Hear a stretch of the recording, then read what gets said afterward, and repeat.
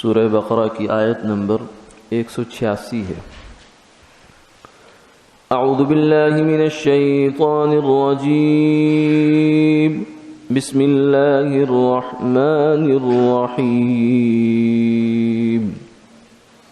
وَإِذَا سَأَلَكَ عِبَادِي عَنِّي فَإِنِّي قَرِيبٌ أُجِيبُ دَعْوَةَ الدَّاعِ إِذَا دَعَانِ فَلْيَسْتَجِيبُوا لِي وَلْيُؤْمِنُوا بِي لَعَلَّهُمْ يَرْشُدُونَ۔ صدق اللہ العظیم۔ اور جب آپ سے میرے بندے میرے متعلق دریافت کریں تو آپ میری طرف سے فرما دیجئے میں قریب ہی ہوں اور منظور کر لیتا ہوں ہر عرضی درخواست کرنے والے کی جب کہ وہ میرے حضور میں درخواست دے۔ سو ان کو چاہیے کہ میرے احکام کو قبول کیا کریں اور مجھ پر یقین رکھیں۔ امید ہے کہ وہ لوگ رشد و فلاح حاصل کر سکیں گے۔ اس آیت مبارکہ میں اللہ رب العزت نے ایک سوال کا جواب دیا ہے۔ صحابہ اکرام رضوان اللہ علیہ مجمعین نے حضور صلی اللہ علیہ وسلم سے یہ پوچھا کہ یا رسول اللہ این ربنا، کہ ہمارے اللہ تعالیٰ جو ہیں وہ قریب ہیں کہ ہم ان سے سرگوشی میں بات کریں، جو ہے وہ آہستہ آواز میں پکاریں ان کو، یا دور ہیں کہ بلند آواز سے پکاریں؟ تو اس سوال کے جواب میں اللہ تعالیٰ نے یہ آیت نازل فرمائی اور اس میں اس سوال کا تذکرہ بھی ہے اور جواب بھی ہے۔ فرمایا کہ جب میرے بندے آپ سے پوچھیں میرے بارے میں، اور یہ سوال صحابہ نے کر لیا، اللہ ان کو جزائے خیر عطا فرمائے کہ وہ امت کی جانب سے جتنے بھی اہم سوال تھے وہ سب کر گئے۔ اب قیامت تک کے لیے ہمارے لیے وہ احکامات کا اور ان چیزوں کا ایک عمدہ مجموعہ ہمیں دے کر چلے گئے۔ تو یہ ہر بندے کا ویسے سوال ہے، جو بھی انسان اللہ پر ایمان رکھتا ہے تو اس کے دل کا یہ سوال ہوتا ہے کہ اللہ تعالیٰ سے اس کا تعلق کیا ہے، کیسا ہونا چاہیے، اور اللہ اس کے کتنے قریب ہیں، وہ اللہ کے کتنا قریب ہے۔ یہ وہ سوالات ہیں جو ہر انسان کے ذہن میں آتے ہیں اور آنے چاہیے۔ تو اس کا جواب اللہ تعالیٰ نے عطا فرمایا کہ جب میرے بندے آپ سے میرے بارے میں پوچھیں کہ میں کہاں ہوں، فإنی قریب۔ علماء نے یہاں نقطہ لکھا، فرمایا کہ جتنے بھی قرآن پاک میں سوالات آئے ہیں صحابہ کے، تو ان سب سوالوں میں عام طور سے ہوتا ہے قل کے ساتھ اللہ تعالیٰ جواب دلواتے ہیں۔ سوال یہ ہے اے میرے محبوب آپ فرما دیجئے، جواب یہ ہے۔ اس میں قل کا لفظ آتا ہے، قل عربی زبان میں آپ کہہ دیجئے، امر کا صیغہ ہے، آپ کہہ دیجئے۔ تو جبکہ یہاں انداز بدلا ہے، یہاں سوال صحابہ نے کیا تو فرمایا، یہ نہیں کہا فقل انی قریب، جو عام اسلوب ہے قرآن پاک کا اس کے لحاظ سے یہاں یہ ہونا چاہیے تھا، قل کا لفظ ہونا چاہیے تھا عام اسلوب کے لحاظ سے، لیکن یہاں اللہ تعالیٰ نے اس لفظ کو بیچ میں سے ہٹا دیا، گویا کہ جب بندے کی جانب سے یہ پیغام ہے کہ جب بندے کی جانب سے یہ سوال گیا اور یہ طلب گئی کہ اللہ تعالیٰ کے بارے میں جاننا چاہتا ہوں، تو اللہ تعالیٰ نے اب بیچ میں سے واسطہ بھی ہٹا دیا، فرمایا فإنی قریب، براہ راست کہ قل کا واسطہ بھی نہیں، کیونکہ پیغام تو حضور کی ذات ہی دیں گی امت کو، لیکن لفظوں میں یہ لفظ جو ہے اس کو ہٹا دیا، فإنی قریب، گویا کہ خود جواب دے دیا۔ اس کی مثال، حصی مثال یوں بنے گی کہ جیسے آپ کسی بندے سے بھیجتے ہیں پیغام دے کر کہ جائیں ان سے یہ بات پوچھ کر آئیں کہ وہ کیا کہتے ہیں اس بارے میں، تو وہ ایک طریقہ یہ ہے کہ وہ انہی کو پیغام ڈلیور کر دیں کہ میں سوال آیا اس کا جواب انہی کے ہاتھ پہ دے کر واپس بھیج دیا۔ ایک ہے کہ نہیں وہ کہ میں خود بات کر لیتا ہوں اور وہ فوراً بات کریں کہ میں یہ کہنا چاہ رہا ہوں یا آپ سے میری طرف سے یہ بات ہے۔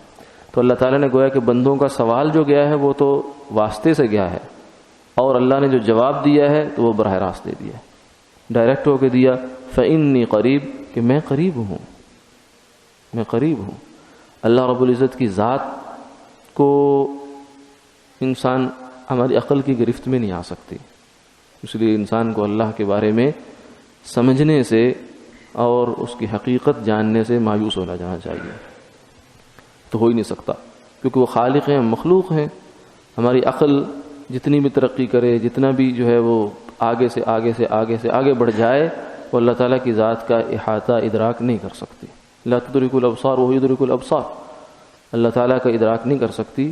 وہاں تو صورتحال یہ ہے کہ دور بینان بارگاہ الست، کہ جن کو عہد الست بھی یاد ہے، وہ بھی بس اتنا جانتے ہیں کہ اللہ ہے، اللہ کی ہستی اور ذات ہے.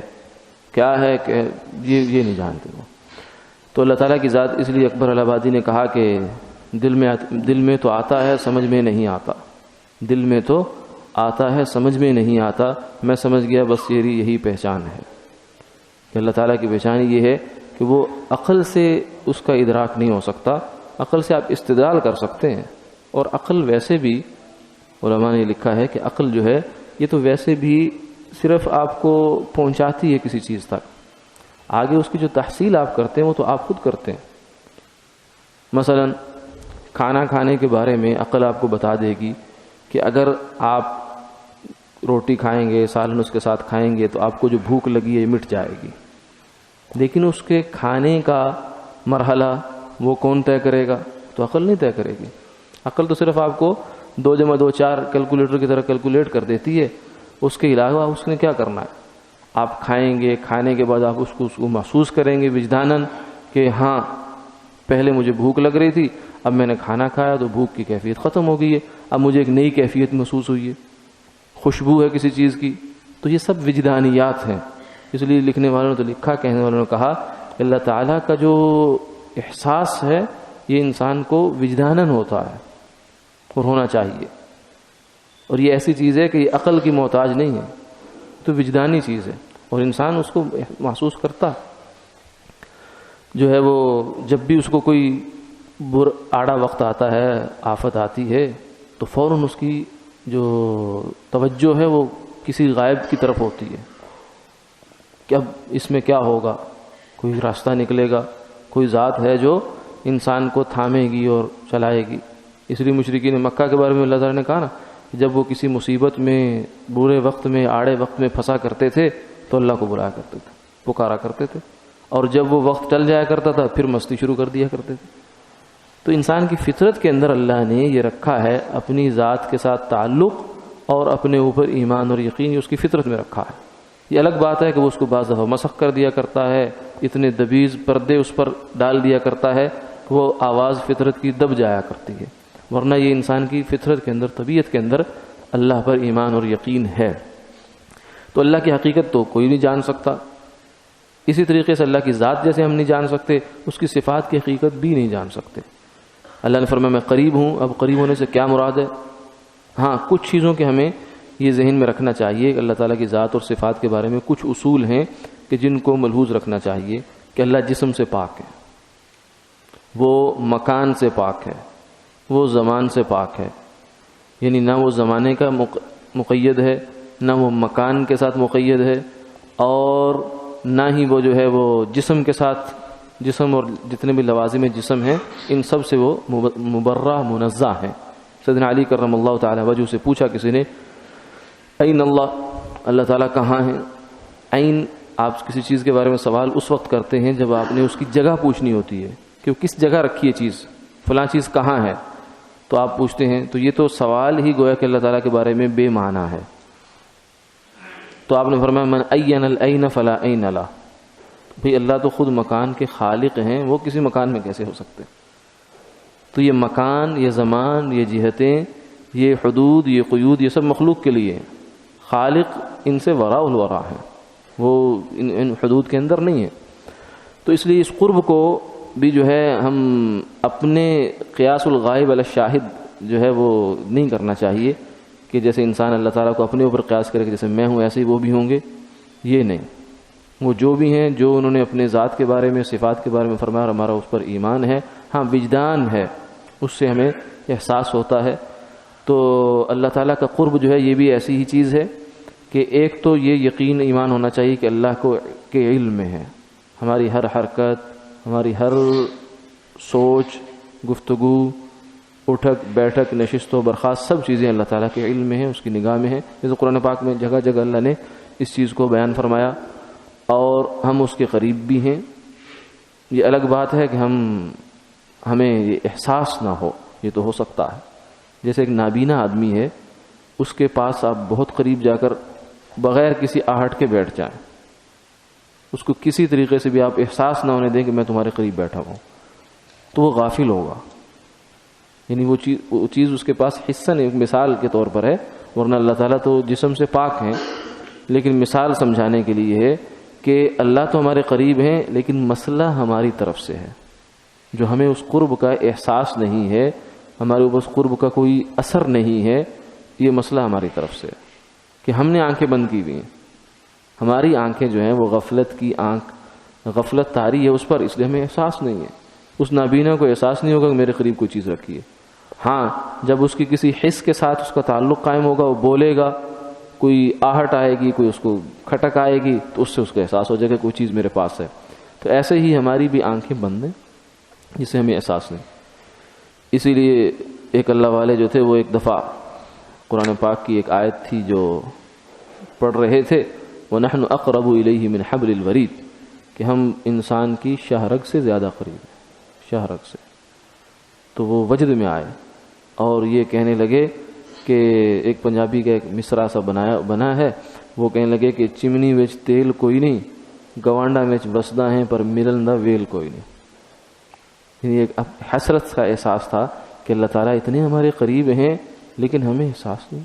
یعنی انسان میرے پاس بیٹھا ہے، مجھے اس کا تو وجود کا احساس ہے کہ یہ بیٹھا ہوا ہے میرے پاس، لیکن اللہ کے وجود کا احساس نہیں ہے، وجدان نہیں ہے اس چیز کا. تو ایک حسرت کے ساتھ انہوں نے کہا کہ یعنی قرب میں، پڑوس میں رہتے ہیں لیکن احساس نہیں ہے.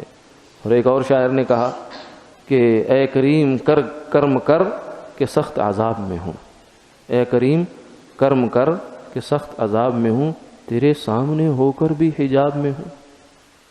کہ اللہ کے انسان سامنے ہے پھر بھی پردے میں ہے.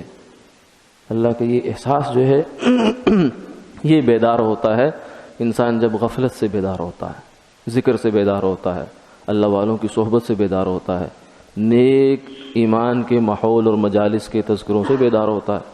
حضرت حذیفہ رضی اللہ تعالیٰ عنہ باہر نکلے اور جا کر کہا کہ نافق حنظلہ، کہ میں حنظلہ منافق ہو گیا. حضرت ابوبکر کے ملاقات ہوئی، کیا ہوا؟ کہنے لگے بات یہ ہے کہ جب حضور کی مجلس میں ہوتے ہیں تو یوں لگتا ہے کہ سب کچھ سامنے ہے، جنت جہنم دوزخ اللہ تعالیٰ کی یہ سب چیزیں تو ایسے لگتی بالکل آنکھوں کے سامنے ہیں، لیکن جب اٹھ کر باہر آتے ہیں، بیوی بچوں میں مشغول ہو جاتے ہیں تو لگتا ہے کہ بس کچھ ہے ہی نہیں. تو انہوں نے کہا کہ یہ کیفیت تو میرے ساتھ بھی ہے.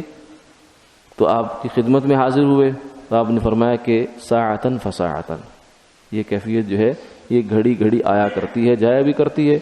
تو لیکن اگر یہی احساس تمہارا قائم رہے تو فرشتے تمہارے ساتھ رستوں پر چلتے ہوئے مسافہ کریں. اسی لیے عمران ابن حسین ایک صحابی تھے جنہوں نے بہت لمبا بیماری کا عرصہ کاٹا، 25 سال بواسیر کے مرض میں مبتلا رہے وہ تقریباً. تو لیکن اللہ کی رضا پر راضی، فرمایا کرتے تھے کہ اب اس بیماری کی وجہ سے مجھے اللہ کا قرب اتنا نصیب ہے کہ مجھے جو آسمان پر فرشتوں کی چلت پھرت نظر آتی ہے. تو یہ چیزیں ہوتی ہیں جو انسان کو غافل کر دیتی ہیں اور اسے احساس ختم ہو جایا کرتا ہے. تو اللہ تعالیٰ تو ہمارے قریب ہیں، لیکن مسئلہ یہ ہے کہ ہم کہاں ہیں. اور انسان کو اللہ کا جو قرب ملا کرتا ہے وہ اس کے احکامات کے ساتھ ملتا ہے، جیسے آگے آ ہی رہا ہے. اور دوسری چیز جو اس آیت مبارکہ میں فرمائی گئی وہ ہے اس کا نتیجہ کہ اللہ کا قرب ہمارے ساتھ ہے. جب اتنا قریب ہیں، اتنا قریب ہر انسان اور ہر ایک کے ساتھ ہے، یہ نہیں ہے کہ یہ کسی خاص کے ساتھ ہے، نہیں، ہر ایک کے ساتھ اللہ تعالیٰ کا یہ قرب ہے. بس صرف کمی اس طرف سے ہے کہ ہمارا جو ہے ان کے ساتھ تعلق وہ کس قدر ہے. اجیب دعوت الداعی اذا دعان، اور میں کہ جب بھی کوئی مجھے دعا کرنے والا میرے سے دعا کرتے ہیں میں قبول کرتا ہوں. لیکن قبولیت یعنی سنتے ضرور ہیں، یہ نہیں کہ اللہ تعالیٰ تک ہماری کوئی چیز پہنچی نہیں. جیسے ہمیں اس چیز کا اہتمام ہوتا ہے نا کہ ہمارا کوئی جاننے والے کوئی عزیز ہیں، وہ بیچ میں کوئی سیکرٹری پڑھ رہے ہیں یا کوئی وہ چپڑاسی ہے، بھائی میری چٹ پہنچا دو بس. میرا رکا جو ہے نا ان تک سامنے کر دو صاحب کے، اس کے بعد وہ جانے اور میں جانوں، کیونکہ ہمیں یقین ہے کہ جب پہنچ گیا تو پھر اب کچھ ہوگا. یہ نہیں ہے کہ پہنچنے کے بعد وہ مسترد ہو جائے یا پہلے پہنچ جائے ایک دفعہ. تو یہ اللہ نے تسلی دلائی، اجیب دعوت الداعی، کہ کوئی دعا بھی تمہاری ایسی نہیں ہے زندگی میں جتنی دعائیں بھی مانگی ہیں کہ جو میرے تک پہنچی نہ ہو. پہنچتی ہے، اور آئندہ بھی جتنی بھی مانگو گے ہر دعا پہنچتی ہے، پہنچتی ضرور ہے، اور میں اس کو حسب مصلحت قبول بھی کرتا ہوں. تو اس لیے لیکن جو ہے فرمایا کہ اس کو دعا مانگو، اللہ سے دعا مانگو. حضور صلی اللہ علیہ وسلم نے فرمایا کہ دعا جو ہے یہ عبادت کا مغز ہے، کیونکہ عبادت میں اللہ تعالیٰ کے ساتھ انسان کو تعلق ملتا ہے. نماز ہے یکسوئی ملتی ہے، روزے کے ساتھ ملتی ہے، زکوٰۃ کے ساتھ ملتی ہے، حج کے اندر ہے. ان سب کے اندر جو مغز ہے وہ اللہ کے ساتھ انسان کا تعلق ہو جاتا ہے. دعا ایسی عبادت ہے کہ جو اس سب کا جوہر ہے، سطح ہے، خلاصہ ہے، اور آسان ہے، اور اتنا وسیع اس کا دائرہ ہے کہ یہ نہیں ہے کہ صرف تم نے جو ہے میرے سے یہ چیز مانگنی یہ نہیں مانگنی. نہیں نہیں نہیں، اللہ سے مانگو، حتیٰ کہ جوتے کا تسمہ ٹوٹ جائے وہ بھی اللہ سے مانگو. اور اللہ کی ذات وہ ہے جو مانگنے سے خوش ہوتی ہیں. انسان بڑے سے بڑا، سخی سے سخی جو ہے وہ ہو جائے، مگر وہ مانگنے سے تنگ آ جاتا ہے، اکتا جاتا ہے. تو اللہ تعالیٰ کی ذات تو چاہتی ہے میرے سے مانگو، تو دعا مانگنے سے اللہ تو خوش ہوتے ہیں. تو فرمایا کہ اللہ سے ہر چیز مانگو، اور جو ہی انسان دعا مانگتا ہے اللہ کا اس کو قرب مل جاتا ہے. حتیٰ کہ فرمایا کہ اگر کافر بھی اللہ سے دعا مانگے کفر کی حالت میں بھی، تو اس کی جو سرکشی پہلے اگر 100 درجے پہ تھی تو اب 99 پہ ہو جائے گی. اس کی ایک دفعہ دعا مانگنے سے اس کی جو کفر کی جو سنگینی ہے اس میں فرق پڑے گا. یہ دعا کا اثر ہے. تو دعا کی تو بہت ایک لمبا تفصیلات ہیں، لیکن بہرحال خلاصہ یہ ہے کہ اللہ تعالیٰ کی تک ہر ایک کی دعا پہنچتی ہے. یہ اس یقین سے دعا، اور فرمایا دعا کی قبولیت کے لیے یقین ضروری ہے. اللہ تعالیٰ وہ دعا اس کو قبول نہیں کرتے جو غفلت کے ساتھ مانگی جائے. غفلت سے مراد یہ کہ دھیان ہی نہیں ہے سرے سے، اور دوسرا یہ ہے کہ بے یقینی ہے، پتہ نہیں قبول ہوگی کہ نہیں ہوگی. اتنی دعائیں پہلے مانگی ہیں وہ تو ہوئی نہیں، یہ پتہ نہیں ہوگی. نہیں، فرمایا ہر دعا فلیعزم المسئلہ، اللہ سے جب مانگو تو کھونٹا ٹھونک کے مانگا کرو کہ ایسا ہوگا، اور یقین کے ساتھ مانگو. یقین جو ہے یہ بہت بڑی طاقت ہے، اللہ تعالیٰ اس پر فیصلہ کرتے ہیں. قبول ہوگی، ہاں البتہ یہ ضرور ہے کہ قبولیت میں وقت لگ جایا کرتا ہے. دعا کے آداب میں ایک یہ بھی ہے کہ جلدی نہ مچائے قبولیت کے لیے. امید رکھے، یقین رکھے. حضرت موسیٰ علیہ السلام نے دعا کی، ہارون علیہ السلام نے، کہ یا اللہ فرعون کو غرق کر دے. فرمایا قد اجیبت دعوتکما فاستقیما، تو فرمایا تمہاری دعا قبول ہو گئی. لیکن اس دعا کے ظہور جو ہوا 40 سال بعد ہوا جا کر. تو پیغمبروں کی دعاؤں کا جو ظہور ہے وہ مؤخر ہو جایا کرتا ہے. تو ہماری تو اللہ جانتے ہیں، وہ سمجھتے ہیں کہ یہ چیز ابھی مانگ رہا ہے، ابھی دینے کی اس کو ہے یا نہیں ہے. ابھی ہو سکتا ہے یہ چیز اس کے لیے مصیبت کا باعث بن جائے، فتنے کا باعث بن جائے، آزمائش کا باعث بن جائے. جیسے بچہ ہے، وہ ابھی سے، اگر آپ چھوٹا بچہ ہے، نابالغ ہے، وہ ابھی سے آپ کو کہتا ہے ابھی مجھے کار کی چابی دیں، میں نے جانا ہے. آپ کہتے ہیں نہیں بیٹا. یا کوئی اور چیز ڈیمانڈ کرتا ہے تو ہم کہتے ہیں نہیں، ابھی تمہیں دینا مصلحت نہیں ہے. اللہ تعالیٰ بھی ایسا ہی کرتے ہیں. انسان تو یہی چاہتا ہے کہ نہیں مجھے ملنی چاہیے، ابھی ملنی چاہیے، لیکن اللہ جانتے ہیں کہ اس کو کیا چیز دینی. عسیٰ ان تکرہوا شیئا وہو خیر لکم وعسیٰ ان تحبوا شیئا وہو شر لکم واللہ یعلم وانتم لا تعلمون. ہو سکتا ہے ایک چیز تمہیں اچھی لگتی ہے لیکن اللہ جانتے ہیں تمہارے لیے اچھی نہیں ہے، اور بری لگے لیکن اللہ جانتے ہیں تمہارے لیے بہت اچھی ہے. واللہ یعلم وانتم لا تعلمون، اللہ جانتے ہیں تم نہیں جانتے. اس لیے دعا مانگنی چاہیے، مانگتے رہنا چاہیے. دعا میں جو کچھ مانگا ہے وہ نہ بھی ملے، دعا بذات خود بہت بڑا خزانہ ہے. ہر دعا جو ہے وہ 3 صورتوں میں انشاءاللہ ضرور ہے. یا تو وہی مل جائے گا، یا اللہ اس کی برکت سے جو ہے وہ کوئی بلا ٹالیں گے، یا پھر اس کو آخرت کے لیے ذخیرہ کر لیں گے، اور وہاں جا کر اتنا کچھ عطا فرمائیں گے کہ انسان حسرت کرے گا کاش کہ میری دنیا میں کوئی دعا بھی قبول نہ ہوتی. انسان ہے نا، جلد باز ہے، چاہے گا کہ جو کچھ یہاں مجھے اس کا مل رہا ہے دنیا میں تو میں نے ضائع کر دیا گویا کہ. تو اس لیے فرمایا دعا کے لیے کوشش کرنی چاہیے کچھ وقت مختص کرنا چاہیے جس میں اللہ سے انسان دعا مانگے، اور صرف پڑھے نہیں، مانگے، دل سے مانگے. تو اللہ تعالیٰ آہستہ آہستہ یہ دعا بھی انسان کو اللہ کے قرب کا جو ہے وہ ذریعہ بن جایا کرتی ہے. یہ احساس بھی آہستہ آہستہ انسان کے اندر بیدار ہونا شروع ہو جاتا ہے. اللہ تعالیٰ عمل کی توفیق عطا فرمائے. الحمد لله رب العالمين والعاقبة للمتقين والصلاة والسلام على أشرف الأنبياء والمرسلين. ربنا آتنا في الدنيا حسنة وفي الآخرة حسنة وقنا عذاب النار وقنا عذاب القبر وقنا عذاب الحشر وقنا عذاب الميزان. اللهم إنا نسألك العفو والعافية والمعافاة في الدين والدنيا والآخرة. اللهم اشفنا واشف مرضانا ومرضى المسلمين. اللهم اقض حاجاتنا واستر عوراتنا وآمن روعاتنا.